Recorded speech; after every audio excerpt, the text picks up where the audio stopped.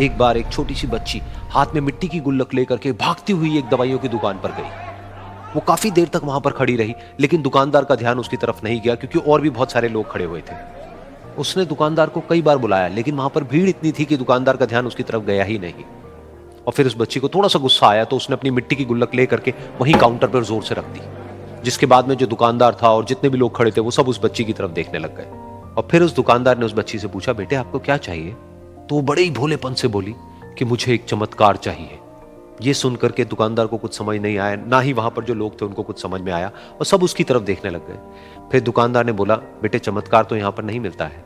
तो बच्ची को लगा कि वो उससे झूठ बोल रहा है, तो बच्ची ने कहा कि मेरी गुल्लक में बहुत पैसे हैं, आप बताओ आपको कितने पैसे चाहिए, लेकिन मैं आज यहां से चमत्कार लेकर के ही जाऊंगी।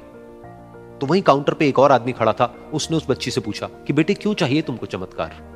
तब उस बच्ची ने अपनी कहानी बताई कि अभी कुछ दिन पहले मेरे भाई के सर में बहुत तेज दर्द हुआ, तो मेरे पापा मम्मी उसको हॉस्पिटल ले गए। उसके बाद कई दिन तक मेरा भाई घर नहीं आया।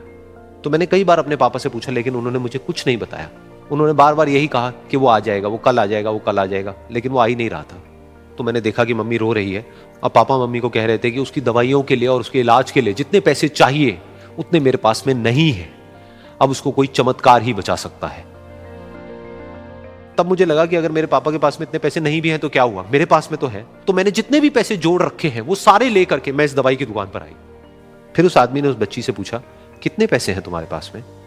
ये सुनते ही उस बच्ची ने अपनी गुल्लक उठाई, जमीन पर फेंकी और तोड़ दी, और पैसे गिनने लग गई। बाकी सब लोग खड़े होकर के उसको देख रहे थे। थोड़ी देर बाद उसने सारे पैसे अपने हाथ में इकट्ठे किए और बोली, मेरे पास में पूरे 19 रुपए हैं। वो जो आदमी वहां पर खड़ा था वो थोड़ा सा मुस्कुराया और बोला कि अरे तुम्हारे पास में तो पूरे पैसे हैं, इतने का ही तो आता है चमत्कार। ये सुनकर के वो बच्ची बहुत खुश हो गई और बोली कि चलो मैं आपको अपने पापा से मिलवाती हूं। बाद में पता लगा कि वो आदमी कोई आम आदमी नहीं था, बल्कि एक बहुत बड़ा न्यूरोसर्जन था, और उसने सिर्फ 19 रुपए में उसके भाई की सर्जरी करी, और कुछ ही दिन बाद वो ठीक होकर के घर वापस आ गया। फिर कुछ दिन बाद वो बच्ची, उसका भाई, उसके पापा, उसकी मम्मी चारों एक साथ बैठे हुए थे और बात कर रहे थे। तो उसकी मम्मी ने उसके पापा से पूछा कि अब तो बता दो ये चमत्कार आपने किया कैसे?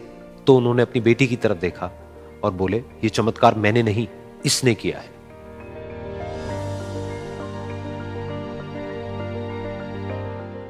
तो यहां पर एक बहुत बड़ी बात है जो हम उस छोटी सी बच्ची से सीख सकते हैं कि जिंदगी में कभी कभी ऐसा होता है कि हमको कोई रास्ता नजर नहीं आ रहा होता है और हम लोग हिम्मत हार जाते हैं। तब हमारे अंदर एक बच्चा होता है जो कोशिश करने से कभी भी पीछे नहीं हटता है। वो हार मानने को तैयार नहीं होता है क्योंकि उसको ना शब्द समझ नहीं आता है। वो बच्चा जिसके लिए कुछ भी नामुमकिन नहीं है, क्योंकि वो हर हाल में कोशिश करता ही रहता है।